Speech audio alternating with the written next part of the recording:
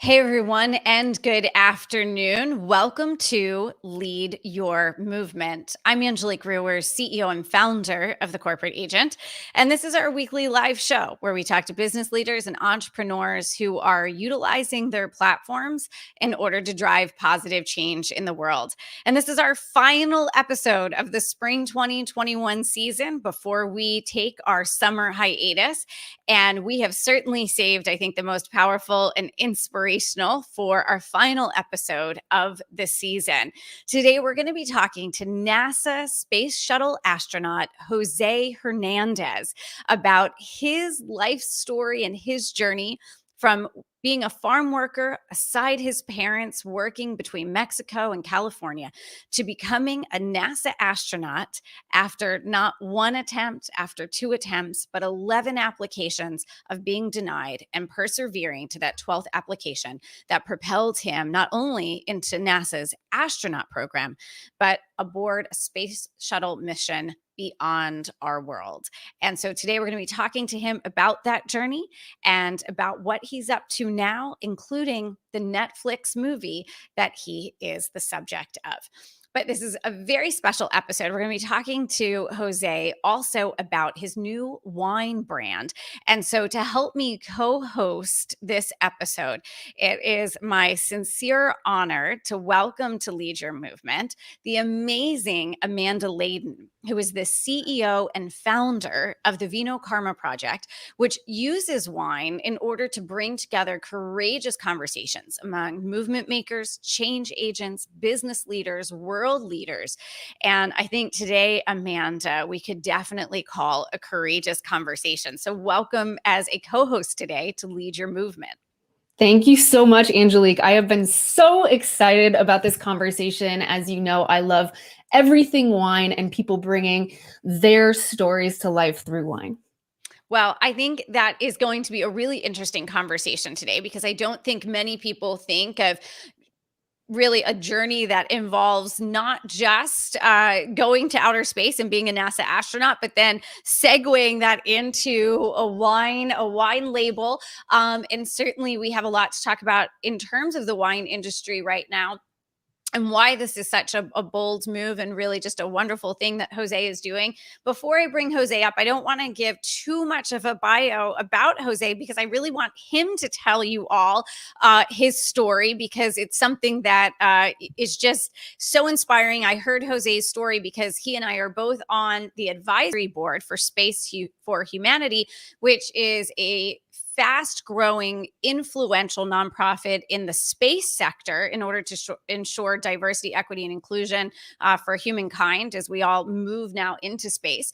And I had a chance to hear his story. I think all of us who heard it were so moved. We were both in tears and also just so inspired. I will tell you that Jose has written 3 books, and I do apologize. I know I'm a little dark today, you guys. We had a little bit that might help a little bit. We had a little bit of a technical glitch with my camera. So we're using a backup, but the show must go on. Perseverance, the show must go on. So Jose has actually written 3 books. One of those books is called From Farm Worker to Astronaut, which is really chronicling his journey. And every one of his books is available in Spanish language as well. He also wrote this tremendous book here for kids. My boys love it. The Boy Who Touched the Stars. It's absolutely phenomenal for those of you who have kids, nieces, nephews, who I know when I was a kid, Amanda, every time we studied space and the planets, all things space, I was completely enamored in school. I know kids always dream of being an astronaut. Jose actually did it.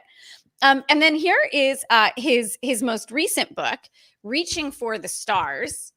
And this is the book that Netflix is turning into the upcoming film, A Million Miles Away. And I know I certainly can't wait to see that film. So without further ado, let's bring into the show Jose Hernández from the airport in Mexico City. Jose, how are you? I am doing good, Angelique and Amanda. Thank you very much for having me. So happy to be here and talk a little bit about my how it was that I became an astronaut, how that dream was conceived, and then more recently the activities that I'm doing today that also involves wine. So very exciting. what I'm doing these days. Well, I know, Amanda, I don't know about you, but I cannot wait for my box of Tierra Luna cellars to arrive. Here I'm sort of waiting with bated breath, Jose, for my wines to arrive. And one day we'll have to do a tasting with you as well, as we have an opportunity to indulge in your wine. Before we get to today, I'd love to take everyone back to your childhood and where you grew up and what life was like for you in your early years, and especially how the idea of becoming an astronaut really was planted as a seed for you. Well, sure. First of all, my story starts way before I was even born. My parents are from Mexico, and I'm first generation American. But my parents, out of economic necessity, my father first, as a 15-year-old, comes from a large family, and they work in agriculture. So he felt the economic necessity of leaving his hometown, like many people from central Mexico do, to go work in agriculture in California to provide for the family. And he quickly established a routine that took him 9 months to California, southern, central, and northern California. He spent 2 months, 2 months, 5 months, and then went back home for 3 months. At age 18, he meets my mother, my mom, all of 14 years old. They get married at that age, 14. Can you imagine that? And so he incorporates my mom into this nomadic lifestyle. And of course, as the years pass, the family grows. And there's only four of us. I'm the youngest of four. And where you were born, what country you were born in, was dictated by what month you were born in. I already told you, you spend 9 months in California, 3 months in Mexico. So statistics show you have a 9 in 12 chances of being born in the States. And I beat those statistics. So I was born in August, the last stop, peak of harvest, in Stockton, California. I have a brother also born in Northern California, but then I have a brother and a sister born in winter months, and they were born in Mexico. And so our life was like that, Angelique. Ever since I can remember, we used to go to 3 different school districts, 2 months in Southern California, 2 months in Central California, and 5 months in Northern California. And then we would go back to Mexico with 3 months of homework from our teachers in hand, and we would self-study in my grandma's kitchen with my mom would wake us up from 8 o'clock in the morning to 12 noon, cup of hot cocoa, piece of French bread, and we were there in grandma's kitchen self-studying. And things didn't change for the better until I was in the 2nd grade, when Miss Young, my 2nd grade teacher, convinced my parents that we needed to stay in one place, and that's when we started to make Stockton, California, our home. But I tell you, we went to school. My parents only have a 3rd grade education. They believe in school, so we always went to school Monday through Friday. But Saturdays and Sundays and 7 days a week during the summer, we hated the summer, because 7 days a week we were hand in hand with my mom and my dad and my siblings picking fruits and vegetables. So it wasn't a very conducive environment growing up. But because we started staying in one place, and then our trips to Mexico shrank to 3 weeks, centered around Christmas vacation. So that's when we started to be a little bit more stable. And then as a 10-year-old, I was in the 5th grade, I remember seeing the very last mission of Apollo 17. And you could imagine a 10-year-old boy holding on to rabbit ear antennas for dear life to improve reception on a black and white vacuum tube technology TV. That was me. And man, I still remember Walter Cronkite, the reporter, narrating Gene Cernan's last moonwalk. And was just mesmerized. The whole family was mesmerized. I mean, back then it was a big deal, so everybody watched on TV. Except that ours was a vacuum tube technology, black and white TV, and there we were watching it too. Then I would go outside, and the moon was almost full. I would come back inside, and I was just mesmerized. And I said, "That's what I want to be. I want to be an astronaut." And I'll tell you that the best thing I could have done, Angelique, is share that dream with my dad. In spite of him only having a 3rd grade education, he had the wisdom that when I told him that same night I saw Gene Cernan walk on the moon, that I want to be an astronaut, he took me to the kitchen table, sat me down, and he made me justify why I wanted to do it. And of course, I had just listened to Walter Cronkite, the reporter, so I knew the moon was 250,000 miles away. I knew that this was the last mission to the moon for the foreseeable future, but that we were going to go back. And I told my dad, I want to be one of the ones that goes back. And he must have saw the determination of a 10-year-old boy, that he did two things that really inspired me to make this a reality. First of all, he validated the dream. He looked at me and said, I think you can do it. But he didn't stop there. He said, but if you want to do it, son, you gotta follow this simple 5-ingredient recipe. And I told my dad, what are they? I turned into a sponge immediately, ready to absorb what he was going to tell me, because my dad just said I could be an astronaut. You know, any 10-year-old kid who dad tells you that, you believe it. And I said, so what's the recipe, Dad? He said, simple, son. He says, decide what you want to be in life. What's your purpose in life? And I said, I want to be an astronaut. I said, okay. Second, he says, recognize how far you are, son. And I looked at our half-peeled linoleum floor of the kitchen. We lived in a dilapidated 2-bedroom rental, worst part of Stockton, California. And I told my dad, don't get mad, Dad, but I can't be any further than this. I said, I'm glad you recognize that, son. Because the third thing you got to do is you got to draw yourself a roadmap from where you know where you're at, and given by your smart remark you do, to where you want to go. You have to know the way to your destination, son. Draw yourself a map so you know how to get there. I said, what's the fourth thing, Dad? He pointed to the books on my table. He says, you got to stay in school, son. You got to go to college. You got to work hard, because if you don't go to a university, you're not going to reach your goal. And then he said, fifth and final, he pointed outside the kitchen table, and he says, you know that effort you put out Saturdays, Sundays, 7 days a week during the summer, working, picking fruits and vegetables? I said, yeah. He said, you put that work ethic on these books. He said, when you graduate, you put that effort in your job. He closed out by saying, always give more than what people expect out of you. If you do that, son, and you mix that up, that's the recipe to succeed. And this is why I always tell you, Angelique, that it's 5 ingredients, but it's really 6 ingredients, because I add that 6th ingredient, and you alluded to that. And this word of the day, I always tell the kids, perseverance. It's never giving up.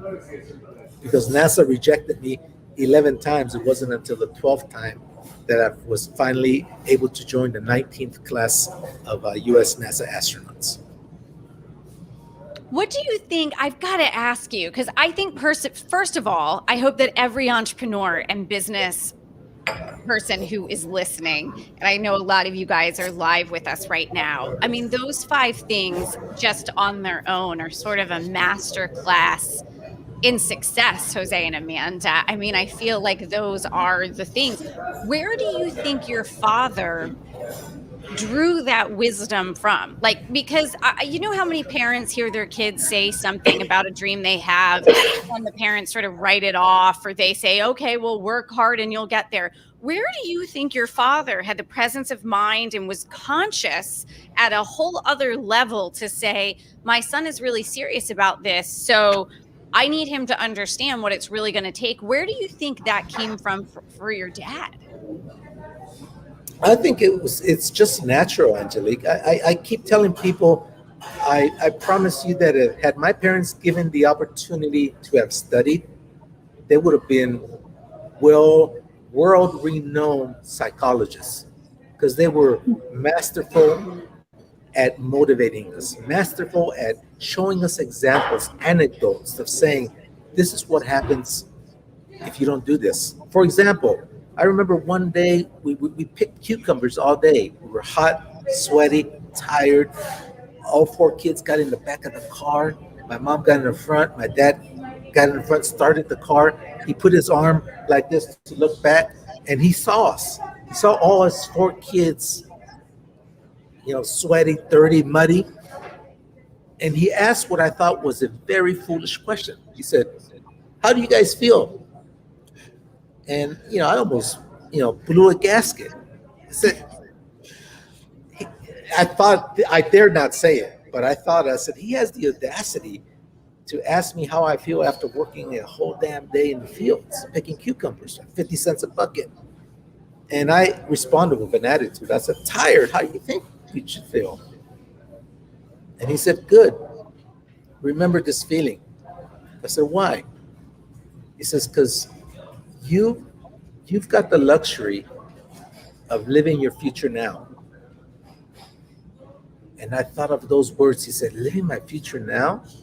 The first thing that popped in my mind, I said, the old man got too much sun out in the field. He's talking strange. So I took the bait. I said, "Okay, what do you mean living the future now?" He said, "Yeah, son." He said, "I'm not going to force you to go to school, much less get good grades. But you have the luxury, son, of knowing what your future is like without an education." He said, "Welcome to your future. You know the answer. This is the answer without an education." Wow. How did you, oh my goodness. So here you are, you're a kid. Your dad is telling you to create a map, understand where you're starting from, right? Which, by the way, I think a lot of entrepreneurs forget to do that step of it. A lot of people who Right. want to start Jump into it. nonprofits, right? They forget to start where they are and then get the education they need to actually achieve that goal. I mean, I'm a pretty intelligent individual, and I certainly, have Google at my disposal. I don't know, though, that I would know even who to begin to talk to if I was very serious about becoming a NASA astronaut. I mean, I don't know about you, Amanda. I mean, obviously, engineering and certain science areas would be valued by NASA. But in terms of really building the quote unquote resume and the background to do that, I don't know where I would begin. And you did something on your path to becoming a NASA astronaut. You helped to develop, and I want to quote this correctly because I don't want to get this wrong. You helped to co-develop the first full field digital mammography imaging system to detect early breast cancer. So on behalf of both men and women everywhere, thank you for doing that work. What led you there, and where did that fit on the path to applying for the NASA astronaut program? Well, aside from the perseverance, what I did, Angelique, and this is after the fact, when I was doing it, I was subconsciously doing it. But then I said, "How did this happen?" And of course, I already knew. I said, "Well, I applied Dad's recipe and I added perseverance. Okay, that's good." But something else happened, Angelique and Amanda. Is what happened was that I think I came up with a 3-element strategy to reaching your goal, and I applied them subconsciously. It was only after the fact that I was able to say, "Okay, this is how I got here." And let me explain. Okay, when I first wanted to be an astronaut, I knew I had to go to college. I knew for me to be competitive, I had to go to graduate school in the STEM field: science, technology, engineering, math. And I'm a pragmatic guy, so I said, okay, in the event I don't get selected, I don't know many astrophysicists, astrobiologists, but man, Silicon Valley is full of engineers. Worst thing that could happen is I graduate, I'm going to get a job as an engineer. And so that's what I did. I studied engineering. I got my graduate degree in engineering. And then I said, okay, now there's the economic necessity of helping my parents out. So it's not like I can go work for NASA in Houston or some place away. What's the closest place I can live in Stockton and still have a good chance of getting selected? And that was working at Lawrence Livermore National Laboratory, a premier research facility. And I got a job there, and they gave me a choice of working on 3 projects when I first got there. And one of them was a Star Wars related project, building a nuclear pumped X-ray laser to be deployed up in space as a defense shield. And man, I latched onto that process. That's the one I want. I wasn't interested in the weapon of an X-ray laser. I was interested in seeing how we can put hardware up into space and make it work. Because I figured Mhm. that's going to be interesting to NASA. That that increases my resume, makes it more attractive to NASA.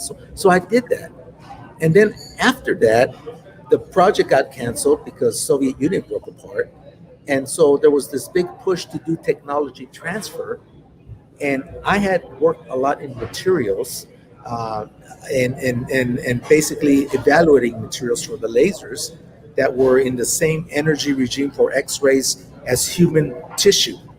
Wow. And so I said, and I developed X-ray transport models and everything. And I said, well, why don't I apply that to medical imaging and develop the first full field digital mammography system for the earlier detection of breast cancer? Because I figured this is medical related. I'm sure NASA's going to be impressed with that. And then to come full circle, after that project, we basically we started working in nuclear non-proliferation arena, and basically I started working in a project to go to Russia and help the Russians take control of their nuclear stockpile, and help them install materials protection control and accountability measures so that their material wouldn't be stolen and end up in rogue nations or terrorist groups. And so over the period of 5 years, I traveled 25 times to Russia, and I learned Russian. Because all of that was, I figured Of that was course you going to did. make me, uh, I said that's what's going to make me interesting to NASA, because I had read in the paper that in the papers that the U.S. and Russia had signed an agreement to build the International Space Station. So it didn't take a rocket scientist to figure out, even though I am one, that we were going to be working hand in hand with the Russians up in space. So I figured this experience would give me the leg up from the competition. And so it was that finally NASA took notice. Now I'll tell you, the way that came about was the fact that after 6 rejections, I was ready to give up. I threw the rejection letter in the trash, missed the trash. It was on the floor. My wife, luckily I missed, because my wife picked up the house. She saw it. If it was in a trash can, she wouldn't have opened that up, but it was on the floor. So she opened up and she saw that it was yet another rejection. So the fact that it was scrunched up, she kind of knew I was discouraged. So she looked at me, she looked me up and she said, "What's this?" I said, "Well, it's my 6th rejection." So, you know what? I'm going to give up this silly dream. And she looked at me and she said, "Man, you're not a quitter. Why would you give up?" I said, "Are you a quitter?" I said, "No, but it's obvious, 6 rejections. Come on." She says, "Look, I agree that NASA doesn't want you right now, but at the very end, it says, please feel free to reapply. They're not telling you, don't ever apply again. They're inviting you to reapply." So, and I know the person you are.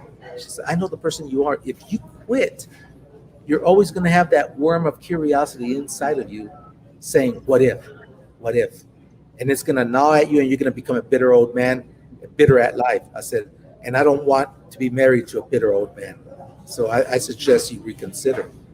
And so that's when I started doing all these things I just mentioned.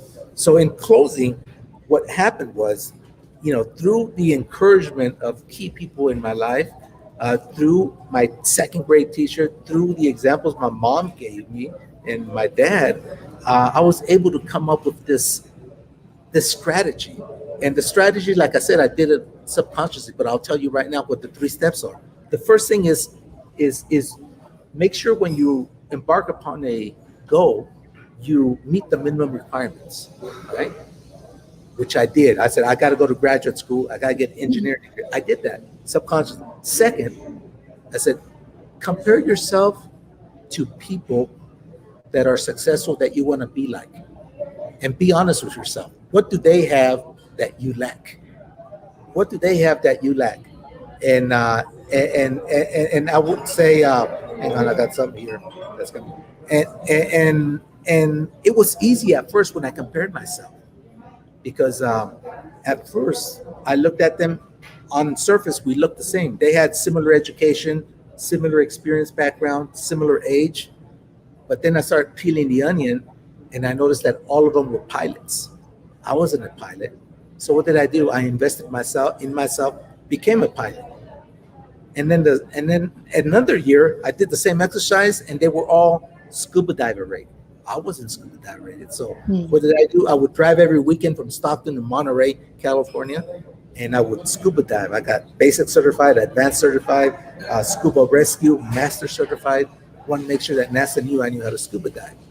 And then the third element of the strategy, remember the first one's minimum requirement. Second, compare yourself to successful people and be like them, acquire the skills and traits they have. The third is differentiate yourself from the competition. And what did I do? I went to Russia. I took that hard job nobody wanted for 5 years, traveling 25 times to Siberia in the middle of winter. And when I came back, I had my boss's approval to learn Russian one-on-one when I was stateside. And so that differentiated me from a lot of people. And all of a sudden, NASA said, hey, let's interview this guy. This guy looks interesting. And that's how I got selected. So in a long story short, it wasn't just that 6-ingredient recipe, but it was that strategy of making sure you know what the requirements are, you meet them, compare yourself to successful people, and differentiate yourself from the competition. And that's how it happened. There's an expression, Jose, and Amanda, you know this expression, that success leaves clues. And, the idea that success leaves clues, but, Jose, we mentor hundreds and hundreds of entrepreneurs a year. Amanda's on our faculty here. And I have to tell you, I don't know, Amanda. I mean, can you really think of, when I think about, the different folks we've talked to, someone who has so methodically taken that idea of success leaves clues and literally just turned it. I mean, you engineered. I mean, what's so cool about this, as an engineer, you really engineered. Put logic into it, yeah. You really did. I mean, Amanda, I'm just completely in awe of this idea of success leaves clues. I mean, his father sort of laid out the first recipe. Jose then created this sort of second layer on top with perseverance, sort of the bloodline, like all the way through all of this. It's just incredible. I am amazed. Well, first of all, I think, Jose, you're probably the most interesting human on the planet. And secondly, I mean, just, and we haven't even gotten to your wine yet, but secondly, just the idea that you weren't going to let circumstance affect your dream. That is, I think, a huge lesson for everybody watching and listening today, and that will watch this in the future. I mean, I'm even sitting here thinking about my own dream and thinking, why would I give up when this man has sat there methodically laid out a system and followed it to be able to accomplish everything he set out in life to do thus far? I mean, Jose, I just want to repeat for those who missed it, you applied 11 times to NASA, to the astronaut program, 11 times, did not get accepted in. And each time you improved yourself further to go at it again. And it was on the 12th time that you were accepted. I think it's also important to note that not just because you're accepted into the NASA astronaut program, that doesn't necessarily mean that you'll be aboard a space shuttle mission, that you get that seat. You got that seat on STS-128. You took off from Earth. You went beyond our atmosphere. You were a true astronaut in every sense of the word. I have to ask you about the overview effect, which obviously was popularized in a pretty famous book. What was it like? How did it change you going beyond and seeing Earth from that vantage point?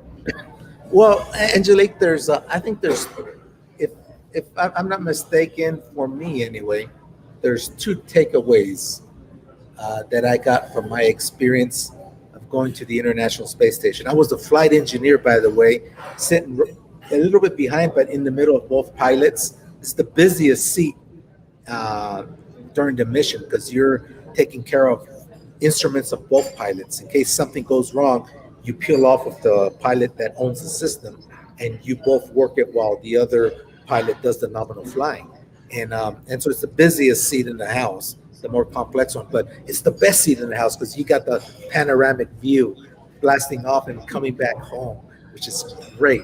But I just remember when we went out into space. I tell you, it takes 8.5 minutes. You go from 0 to 17,500 miles an hour in 8.5 minutes. It's the best ride Disneyland can ever hope to design. And once you're up there, you reach Miko, main engine cutoff at 8.5 minutes. You're about 300 miles above ground, orbiting Earth once every 90 minutes. And for us in the crew deck, in the flight deck, it takes about one revolution, about 90 minutes before we're allowed to get off our seats because we're safing the vehicle, purging fuel lines, turning on life support systems, all that kind of stuff. But man, once it's my turn, I unbuckle my 5-point harness seatbelt, and then you start floating. And the first thing I wanted to do is I wanted to see the Earth from a vantage point very few humans have had the privilege to do so, from the outside. And so I wanted to fly down to the mid deck, to the window, and see Earth. And so I do that. I take off my seatbelt and, clumsily, because I'm very clumsy at first when you're in space, but I push myself and try to do my best Superman impersonation to go down to the mid deck and see Earth. And we were flying right over North America, first time that we did one revolution. And I was just in awe. I got goosebumps on all over my body because we're flying over North America, and you can see Canada, the U.S., Mexico, a little bit of Central America. And what struck me the most, my takeaway from this, was that you can tell Canada, but you couldn't tell where Canada ended and the U.S. began. You can see the U.S., but you couldn't tell where the U.S. ended and Mexico began, because you could also see Mexico.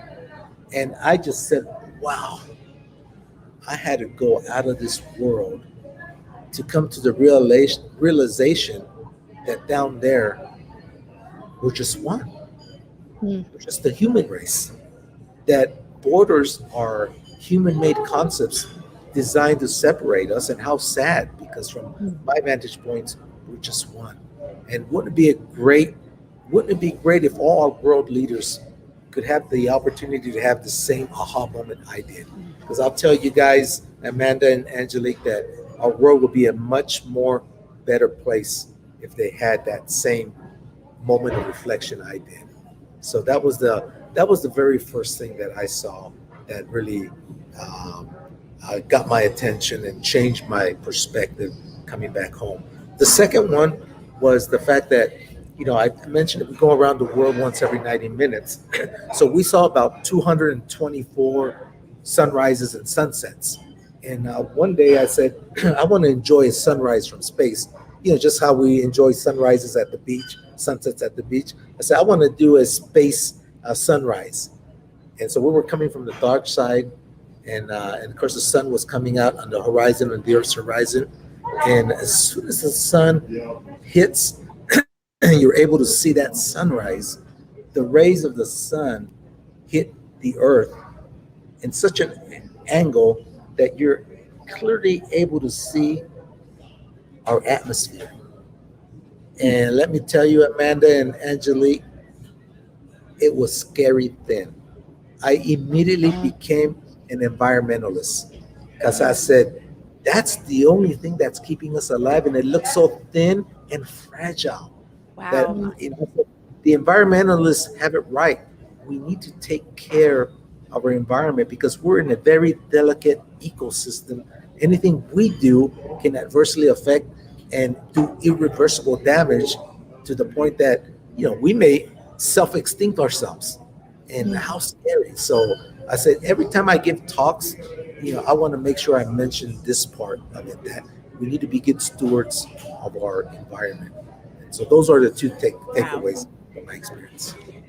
Wow, I can't imagine. Although I imagine perhaps in my lifetime, maybe I won't have to imagine, given the progress towards space travel and what's being done there. But I agree with you. I think it, perhaps maybe in our lifetime, all world leaders will have to go to space, and perhaps we'll be creating that overview effect for a lot more people in power. So you have, I can see, I think everybody who's listening today can probably see why there is a Netflix film under development about your incredible life a million miles away. So I know we're excited to see that. That's something in your future. You have something else. I want to make sure, because I know you have a flight to catch. I want to make sure we have time today to talk Sure. about your latest passion, which kind of goes hand in hand, honestly, really the fruits of the earth and us protecting earth, and what you're doing now with your wine brand. And I kind of want to turn the questions over to Amanda, who, as all of you know, is the CEO and founder of Karma Project. And Amanda has spent, my goodness, 20 years in the wine industry here. She's also a faculty member of ours here at the Corporate Agent, and a client of ours and a friend of mine. And Amanda, I think this is just so exciting for like this next chapter here. You and I have had a little bit of chance to get to know some of the sort of behind the scenes of this new wine brand, but I want to hear all about it. So I'm going to turn it over to you. Thank you. Well, as I mentioned before, I am super excited to talk about this. Wine has been my passion for a very long time. And it's really fascinating that your next iteration of who you are, Jose, is bringing out Tierra Luna. So could you just share with folks a little bit about why you decided to come out with Tierra Luna? And then we can talk a little bit about the 3 wines that you have just released that we are waiting for. FedEx should be knocking on my door any minute. Absolutely, absolutely, Amanda. Well, let me tell you first. When I left NASA in 2011, and there was a couple of reasons. First of all, the reason I left NASA was that the shuttle fleet got canceled, right? They got retired, and so the only flights in town were going with the Russians. And I said, okay, well, that that works for me. I mean, I speak Russian, and I was one of the ideal candidates. But then I realized that you have to train 3 years for the program, and 80% of that training is in Moscow, in Russia. And then you got to go up for 6 months, and then you go on travel for 6 months, divulging everything that you did. So that was a total of about 4 years where you're gone from home 90% of the time.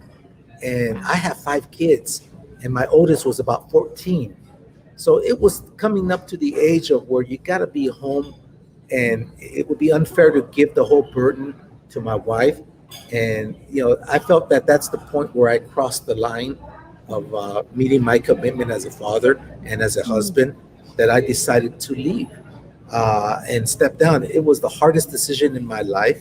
Believe me, it tore me apart. But I thought that that would be the best for the family, and it turned out it was. And so I come back home, and I run for Congress at President Obama's urging, and unfortunately they didn't want me to run in my home district because we already had a Democrat congressman, senior congressman, so they wanted me to knock off a freshman Republican. It was a district that was plus 11 to their favor, and we lost by 1.5 points. So Oh, wow. we made some big inroads. We almost got it. Huge. That's And huge. so Huge. so after that, I said, what am I going to do when after that, I didn't have a job. I went through my life savings, and I said, what am I going to do now? I said, when I grow up. So I started Tierra Luna Engineering, a consulting firm. And I said, I'll just use my skills. I'm confident enough I can provide services to companies that need it. And sure enough, Mexico calls and says, hey, we're buying 3 communication satellites from Boeing. We don't know a lot about satellites. Would you consult for us and make sure that we buy the right satellites? We make sure we send them to space with the right rockets, and position them in the right place for us. So, I mean, that fell down from the heavens, that contract, because that set me up for like 4 years of busy and lucrative work that allowed me to move forward. And then once we did that, then I started consulting with universities and small companies, and I started doing that. But then I said, well, the next thing I want to do is I really want to get back into working in the fields, farming. And so an opportunity got presented itself where I could invest and buy 20 acres of vineyard. And the plan was my wife and I are gonna build our retirement home out in the country. So why not buy a vineyard that produces income and will kill two birds with one stone? And so I did that. Now I know how to pick grapes, but I don't know how to manage a vineyard. So what did I do? Hey, I talked to my dad. I said, Dad, help me out here. And I'll tell you, these past 5 years have been the most satisfying years for both he and I, because I've been able to spend quality time with him. He's been teaching me how to manage a vineyard, when to irrigate, when to fertilize, and do all the stuff you need to do to make a vineyard successful. And I, and so I love that. It's like life coming full circle. Full circle, exactly. It's coming full circle. And then I didn't stop there. I said, okay, what's the next job? What can I do now? I know, I'll make my own wine. And that's how Tierra Luna Cellars was born. I said, I'm going to make 3 varieties. And so I practiced for a year and I liked them. And I said, okay, this year we're going to commercialize them. So I have 2 red wines and a white wine that were Tierra Luna Cellars was born. And as we mentioned, they were just released. So Yes. Folks can go out there and start to taste them. As Angelique said, we were hoping to taste with you today. But at some point in the future, we'll need to have another dinner where we can bring in some other leaders and start tasting through. I want to know from you, having come as a migrant family working in the vineyards and now having your own vineyards, how important is it for you to make sure that you're paying attention to the workers in your vineyards and all the way up through the folks who sell your wines today? Oh yeah, we are very conscientious and work with our staff to make sure folks are treated very fairly, got good working conditions, and I'll tell you, the people that pick the wines, the grapes, are especially appreciative. Once they find out who the vineyard owner is and they meet me and they see me, I'm right there hand in hand with them. When it's time to harvest, I'm there helping them, and they can't believe that I'm there and say, what are you doing? I said, dude, I used to do this for a living, so I know what I'm doing here. And so it's so great that I'm able to do that. But we don't stop there, Amanda, in the sense that one of the things that I did is I told you that we created 3 varieties. One is a Sauvignon Blanc, a white wine that has some of my grapes in it. The next one is, and that's most of those grapes come from the Lake County area, and then we have a red Zinfandel, where the grapes come from the Lodi Appalachian area, right where I live at, right where my vineyard's at. I don't have Zinfandel grapes, but I buy them from a friend. And then I have a red blend. That's the most interesting one. It's a complex body, very bursting with flavors because, it has Merlot grapes, it has Tempranillo grapes, it has Syrah, and a Petite Syrah. And all mixed together to create this luscious red blend that you're going to soon taste, Amanda, I promise. And so we made it small batch this first year because I didn't know how they were going to sell. As a matter of fact, I'm here in Mexico City promoting it, so we're probably going to be exporting some over here. But more importantly, I set aside the first 300 bottles. I haven't told this to anybody, so the first time I'm telling you guys. I set aside the first 100 bottles of each variety. So that's a total of 300 bottles that I have signed and serialized, 1 out of 100, 2 out of 100. So as a collector's item that I'm soon, after I release the wine, probably later this month, gonna offer these 300 bottles at it's gonna be an elevated price from the normal bottles, but I've selected four foundations to get the proceeds of these bottles, and one of them is, you already know, Angelique, is Space for Humanity. Yes. Um, Yes. it's going to be the first one. The second one is the League of United Latin American Citizens, Council 2016 in Stockton, because they gave me 4 scholarships when I was in undergraduate school. So they helped me move forward. Yeah, and then the next one is the Society of Mexican American Engineers and Scientists, because they work at a national level to get Hispanic kids interested in STEM. And then the fourth one is my own foundation called the Jose Hernandez Reaching for the Stars Foundation, which works in the Central Valley of California. Again, working with fifth graders, which are 10-year-olds.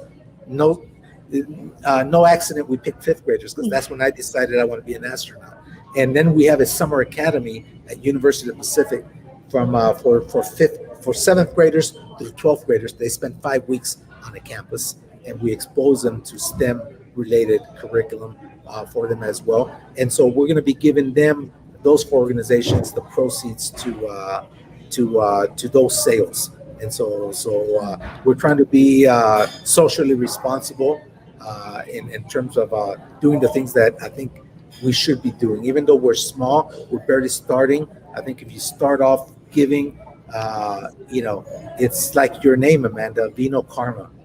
Karma will come back to us, right? Yeah, I fully agree. So what's your vision for the future for Tierra Luna and the brand and your growth as a vineyard and as a winery?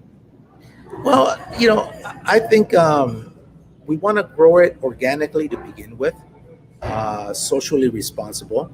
But I think if there's an opportunity for to take it to the next level, then we wouldn't mind partnering with someone else who has the resources, the facilities to bring this great wine to the masses. Because right now it's going to be let's face it, it's going to be a niche market that we're going to start off with, and we're going to grow it organically. But I could see it, for excuse the pun, taking off. I could too. And I think one of the things that's really important, and you've said this throughout this conversation today, is really about representation. So representation, not only with you becoming an astronaut and little kids being able to see that path for their future, but also in the wine industry, where I believe, the Latinx and Hispanic communities are woefully underrepresented, particularly at the decision-making levels in the industry. I agree. And we're changing that little by little. So we're pretty excited. We're excited for you. I know we could talk to you all day, and I'm sure Angelique is saying we have to get you on your flight. Yeah. I know. Oh, no problem. But the good news, Amanda, is that there's a movie coming out, right? Netflix is coming out. We already got the actor who's going to play me. It's Michael Pena. Oh. Michael Pena. Michael Okay. Pena is playing you. I didn't know we could share that yet. I did not know that we. I said to Amanda, I have a feeling I know, because you said in a Space for Humanity meeting that he was in talks. He's an incredible back then actor. he was in talks. He's already signed. I've already had a couple of Zoom calls with him, so he's getting to know the character. We do not film, though. We don't start filming until March of next year. But, so it'll probably fall into the Netflix library, probably the end of 2022 or beginning of 2023. Oh, so my goodness. Have they earmarked the actor for your dad? Is your dad going to be portrayed?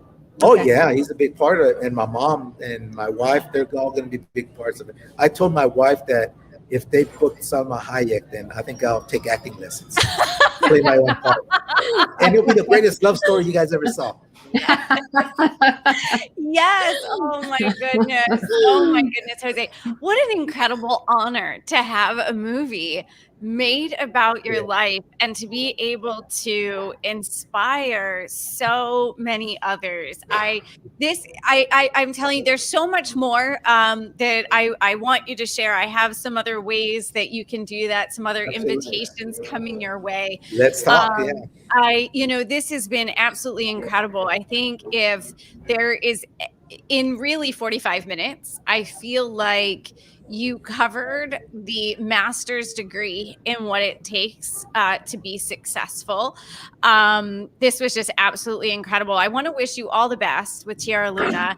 And Thank you very much. we've put that URL up, and I just want to I love that you're already using the platform from the very start to give back. That's what leading your movement is all about. It's from the very start that you're giving back and paying it forward and using a platform to support others. But also, I think it requires all of us to support the businesses that are doing the right thing. So I just want to encourage everyone in our corporate agent community, everyone in our Lead Your Movement community who watches our episodes, our show every week.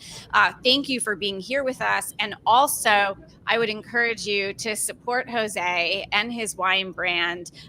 Even if you're not a wine drinker, if you share gifts with your clients when the holidays come up, this is such a special gift, and you'll have a chance to not only share the wine, but share a copy of his book and a little bit about his story, share this episode. And then when the movie comes out, they will have already had a little bit of background about this incredible, incredible story. This has to be one of my favorite episodes that we've done of this show, Jose. And I also just want to say, even in how you showed up today, people say all the time they can't fit things in, they can't do things. And here you are at the airport, fitting in an episode before a flight. Absolutely. I think every single minute and every single thing that you do is so intentional and so purposeful and so full of integrity and heart and love. And, my goodness gracious. I don't know what to say, but you have fully inspired me to do more, do bigger, do better. And I'm sure Amanda feels the same way. I do. And I want to just say kudos to you. And what we do say at Vino Karma is to create change one sip at a time. So thank you for creating the change one sip at a time. No problem. And please write to me when you guys get the wine and taste it. Let me know how you like it. I know I love it. But of course, no one's gonna call their baby ugly, right? So to me, I think it's the best. It's the best since sliced bread kind of thing. But you mentioned about having talked about giving a master class. That's funny because I just got through recording the Spanish version here in Mexico for a master class in Spanish, and I'm hoping the folks at Masterclass, I don't even know who they are, but I'm hoping they'll contact me and say, look, I can give you, the class that has to deal with that recipe, that has to deal with that 3-element strategy, because I think it'll be useful for them. So hopefully we'll do that. And then that we have some event coming up in New York, right? I'm hoping we'll give our leader here for Space for Humanity. Hopefully she'll select me to go and give that inspirational talk that we want to pull the emotional strings. We can give that in New York and make it very successful. So I'm sure it will be. I won't say too much, but have offered up my time to Rachel as well on that front with the New York event around Space for Humanity. For those of you who aren't familiar with Space for Humanity, I highly recommend that you go check out Space for Humanity. Great organization. Incredible organization. I agree, Jose. Just absolutely incredible. We got a great leader with Rachel there. And as soon as she mentioned that event in New York, my ears perked up. Say, hey, if you guys want me to make people laugh and cry at that event, hey, I'm your person. We'll do it. I love it. Well, hopefully that's going to be a big turnout and just really, I think, phenomenal as we continue to move forward that mission as well. And so I feel like our paths are crossing on so many fronts right now, but you're just absolutely incredible. Such an inspiration. I know you have to go. I know you have a flight to catch. Thank you from the bottom of our hearts for being here with you today. We will be in touch on a number of fronts, Jose. So safe travels to you, and thank you very much. Absolutely, Jose. Amanda, hang on just a second. Sure. Oh my goodness. So Amanda, I didn't want to keep Jose as we kind of me either, but wow. Oh my goodness. Wow. So this is and there are so many stories he didn't have a chance to share today. There's just so much to talk about. I mean, so first of all, Amanda, Oh my gosh. Actually, I don't even have my first of all is 1,000 of all because it's all of it simultaneously. But I just wanted to unpack a few things, especially because for our fire starter community, our velocity infinity community, and then our corporate agent community at Mhm. large. One of the things that jumped out at me was that he has done so many things and yet he never says, well, I'm working on satellites or I'm working on this space laser weapon as like, I mean, total, like I felt for a second we were in Austin Powers and it was like, doctor, we've got this sort of like laser thing going. But then he moves over to work on a technology for early detection of breast cancer. And the next thing you know, he's a NASA astronaut. Next thing you know, he has an engineering firm and he's working with Mexico. And oh, yeah, we're learning scuba diving. And oh, yeah, we're learning to be a pilot. And oh, yeah, we're going to start a vineyard and a wine label. And I think what's so interesting is that when he was jumping from sort of place to place, he saw how everything was a natural evolution into the next thing. Yet, what you and I hear from small business owners all the time is, Yeah. well, I can't do that. Who am I to go do that? I don't have permission to go do that. I've never done that before. And they don't ever kind of package up or see that all the experience they had in one field or in one area and all those lessons of success are completely transferable to the next thing that they want to do. And I just felt like with so effortlessly, he demonstrated that today. I think that is one of the most incredible things, his grounding, and not to use puns around Earth and and space, but his true grounding because he had that end goal in mind and he could see, maybe not at the time, but he could see how everything was interconnected. And I agree with you. I think when we're having conversations, or me in particular having conversations with the Firestarter community, it's so easy for us to see like, oh, well, wait, you speak Russian and you have an electrical engineering degree, and now you're going to go make wine. Oh, and by the way, you started out your career actually in the fields working as a migrant worker. Yet he really had the presence of mind, and I think part of that was his upbringing and his father's incredible nature and support system, for him to have this innate in him, but for him also to say, okay, not now, but how do I continue to better myself? And how do I look at this long list of incredible accolades, skills, and things I have to be successful in everything I'm doing? I mean, it was just incredible. I think the other piece too that just kept coming up for me was this idea that no wasn't no, that Mm. no was an invitation to look at what the other people who are successful have in place, use it as an opportunity to say, well, I'm going to go get that next thing in place. I'm going to go get my pilot's license. I'm going to go take scuba dive lessons, Mhm. whatever I need to do, because that group who did. So I'm going to look at what the people who are having success, like what they're getting, in place for themselves. I'm going to go put that in place. And then I'm going to do them one better. I'm going to Mhm. do one better than what they're doing. And I think just this whole idea that success leaves clues. Do you think some of this though, because one of my other mentors he and I have a conversation about this all the time. How much does wanting something badly enough play into all of this? Because a lot of people say they want things, but they're not willing to take the actions. They say, I don't have the money. I have to get a client first to have the money to do this, or I have to do this first to do this, or I can't because I'm watching my sister's kid on the weekend, whatever it is, right? Like just noise, noise, noise. And I just got the sense that, his father took him very seriously, even at 10 years old, because Yeah. he just I, wants things mhm. badly enough. And so he makes it happen. I agree with you. That really stuck out to me. And knowing the mentor you're talking about, um, that is something that he says a lot. How much do you want it? And I think it's okay sometimes if you say to yourself, in my business, maybe I don't want it enough. And maybe I really don't want to become this thing. That's okay. But you have to start moving towards the things that you do want and be really resolute in what it is that you want to become and the mark you want to leave in this world. He was very, very certain that the thing he needed to do, his purpose from the age of 10, was to become an astronaut. Yeah. He was certain. And I'm not saying everybody knows that at the age of 10 or at the age of 30 or the age of 50. But when you figure it out and this is all what Firestarter is all about, right? With the community, is what is that thing that you want to leave that is so like indelible and embedded in you that you can't not do it. I know that's a double negative, but the thing that you have to do.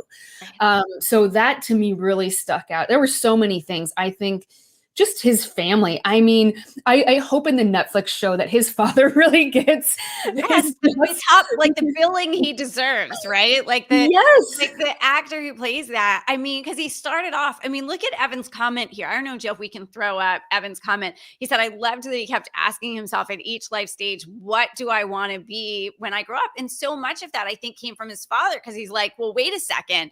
Why do you want to do this? I mean, to have that presence of mind to ask a 10-year-old to sort of justify that and make sure, because every kid says, I want to be, I want to be a superstar. I want to be an astronaut, or like my one son right now wants to be a race car driver. I don't think he really wants to be a race car driver. Maybe he does. I don't think he does.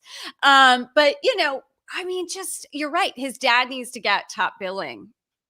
Yeah. And I hope that the Velocity community and everybody who's watching right now is really taking a lot away, a lot of takeaways from that conversation where they can say, what am I doing in my own life? And how can I be stepping up to become a better version of myself, a better version of a business owner, a better version of fill in the blank, however you identify.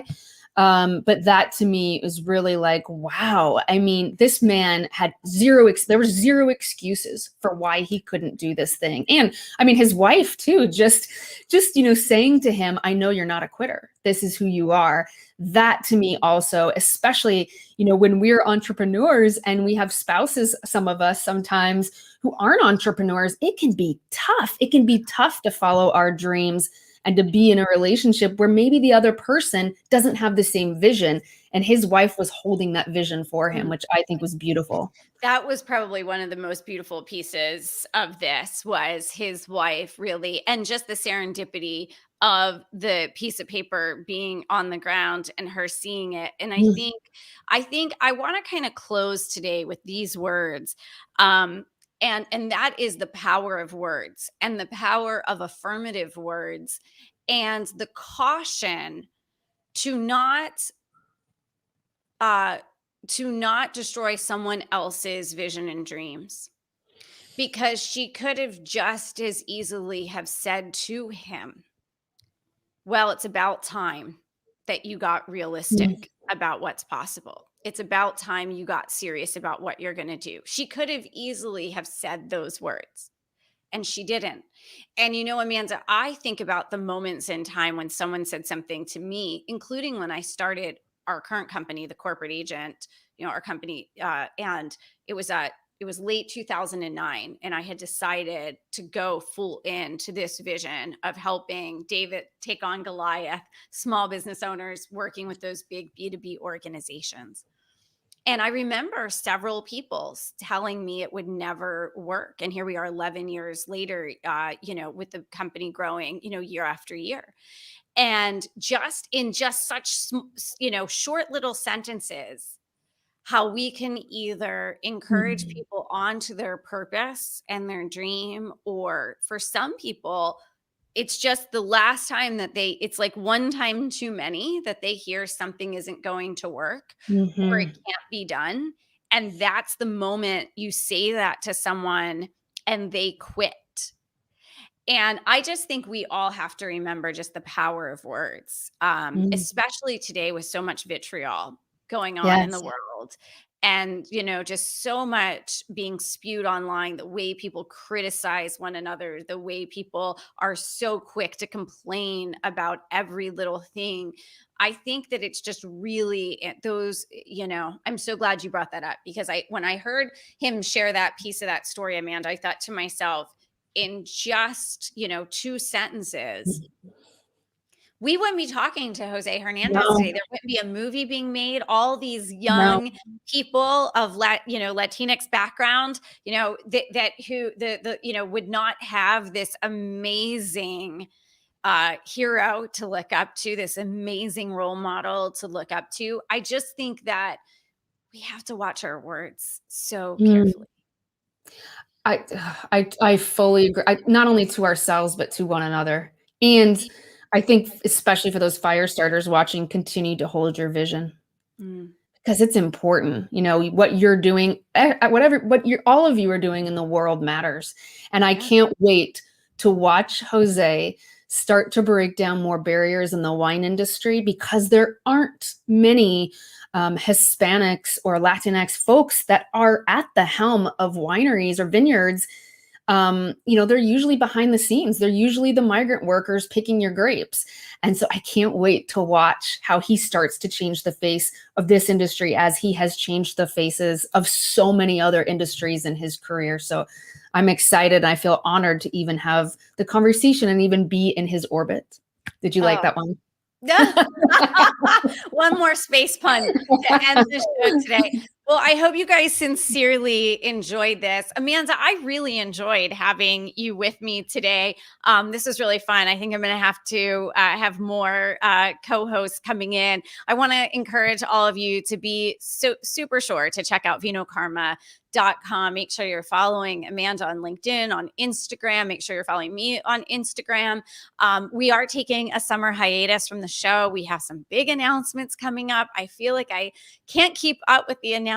We kind of leaked out a little bit of news today with my advisory board position on Space for Humanity, even though we haven't put that out as a formal communication yet. But we have so many more announcements coming this summer. So we are taking a summer hiatus before we come back in the fall, probably with some exciting changes. But there are plenty of episodes. If you missed any of the episodes this season, you can find all of them on YouTube. If you go to my channel, Angelique Rewers, you can find them there. And you can also connect with me on Clubhouse, which is where we're going to be spending most of our time this summer. Amanda, you're incredible. Thank you for being a member Thank you of for our having me. faculty. Thank you. Oh my gosh, this was amazing.